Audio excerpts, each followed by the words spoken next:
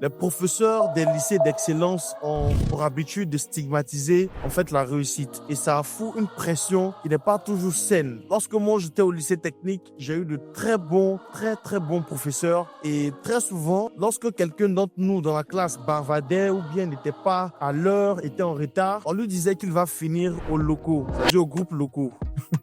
Moi, en ce moment, je ne savais pas c'était quoi locaux, mais c'est ce qu'on utilisait pour se moquer, en fait. Comme si c'était pas une école aussi. Et comme moi, j'ai fini mon bac série E, je n'ai pas pu intégrer l'INP pour des raisons que j'ai déjà évoquées dans une vidéo. Mais je n'ai pas pu aussi entrer à l'université Félix Houphouët-Boigny. Je n'ai pas pu entrer aussi dans une autre école. C'est locaux qui m'a accueilli. Mais aujourd'hui, ceux avec qui j'ai eu le BTS en réseau informatique, il y a plein avec qui tu ne peux pas. Pour dire qu'en 2025, avec le digital et tout, là, ce n'est pas réellement, c'est pas seulement le diplôme dans un lycée d'excellence qui fera réellement la carrière. C'est très important d'avoir un bon diplôme dans une bonne école. Moi-même, c'est ce que je voudrais pour mes enfants. Mais je veux toujours nourrir aussi cet esprit d'entrepreneur, être créatif, cet esprit aussi d'avoir le sens des affaires, de pouvoir saisir les opportunités. Pour moi, c'est des compétences qui sont fondamentales dans la réussite. C'est plus le diplôme, c'est pas ce que tu connais. Déjà, c'est qui tu connais aussi. Parce qu'il y a les relations que tu dois pouvoir avoir durant ton parcours. Donc, si moi, je veux que mon enfant soit quelqu'un demain, je ferai tout pour mettre mon enfant dans de bonnes écoles, pas pour avoir un gros diplôme, mais surtout pour pouvoir, dès le bas âge, se constituer un réseau qui sera très intéressant lorsque mes enfants voudront être entrepreneurs, voudront se lancer dans les affaires et tout. C'est ça